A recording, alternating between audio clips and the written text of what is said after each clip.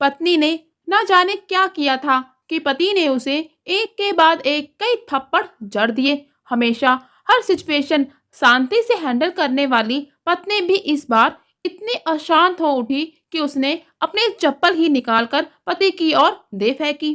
चप्पल पति के बालों को छूते हुए निकल गई। ये किस्सा यहीं पर खत्म हो सकता था, मगर पति ने इसे अपनी मर्दानगी का विषय बना लिया और बात बद से बदतर होती चली गई। रिश्तेदारों ने भी आग में घी का काम किया। किसी ने कहा, जो औरत अपने पति को चप्पल से मार सकती है वो ना ही तो वफादार हो सकती है और ना ही पतिव्रता।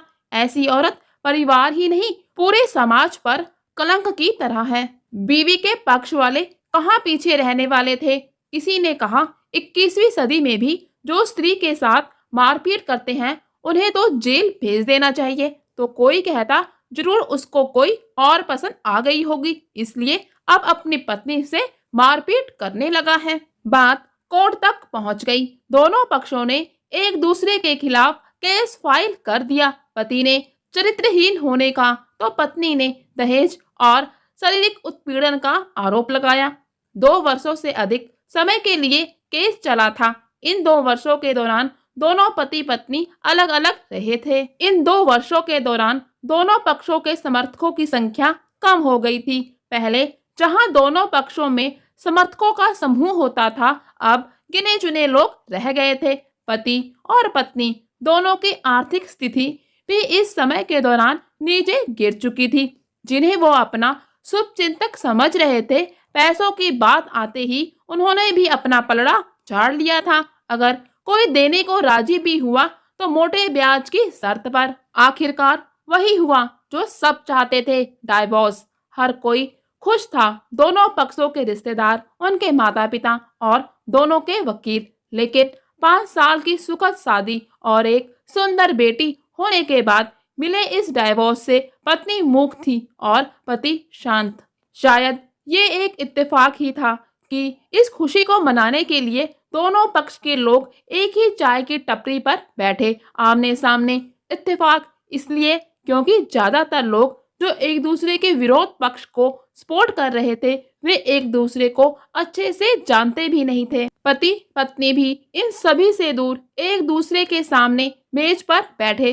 पत्नी ने पति से कहा, अब तो खुश हो गए ना, तुम्हारे मन की जो हुई है मुबारक हो, तुम भी तो आज जीत गई हो, मुझसे तलाक तो तुम्हें भी मिल गया, कॉन्ग्रेचुलेशन टू यू टू। पति ने कहा, तलाक तलाक को तुम जीत का प्रतीक समझते हो? पत्नी ने पूछा। पति चुप रहा। थोड़ी देर की शांति के बाद पति ने कहा, मुझे तुम्हें 5 लाख रुपए अभी और हर महीने 8,000 देने का आदेश है। अभी मेरे पास पैसे नहीं है, इसलिए हमारा मतलब मेरा जो सिटी में फ्लैट है उसे तुम्हारे नाम कर देता हूँ। पत्नी बोली, लेकिन उस फ्लैट की कीमत तो 18 लाख की है। हाँ, लेकिन हमारी बेटी तुम्हारे साथ है और आगे जाके उसके खर्चे भी बढ़ेंगे, तुम्हें थोड़ी आसानी होगी। पति ने कहा, नहीं नहीं, मुझे सिर्फ 5 लाख ही देना और तुम हर महीने 8,000 तो देने ही वाले हो, मैं मैनेज कर लूंगी। अगर 5 लाख नहीं है तब भी कोई बात नहीं, पत्नी बोली।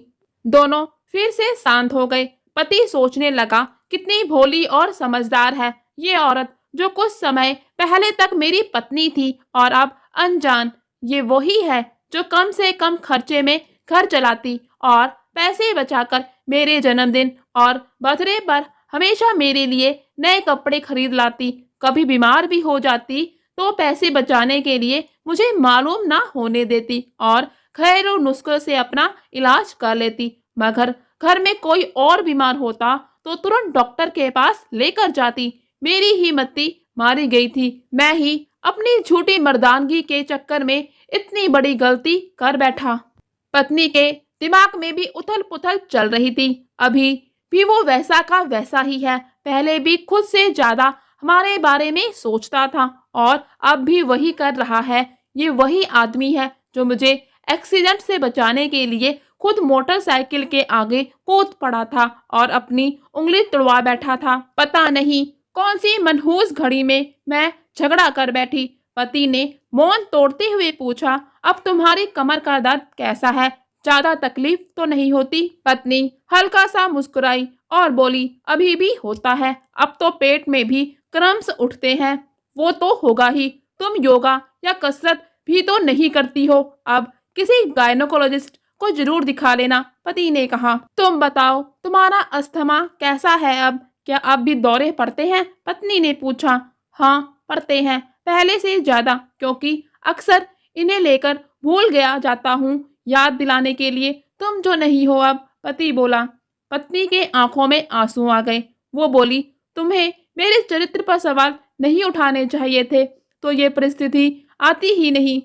हाँ, मैं जानता हूँ तुम बहुत अच्छी हो, मुझसे गलती हो गई, बहुत बड़ी गलती, मैं लोगों के बहकावे में आ गया था, पति बोला।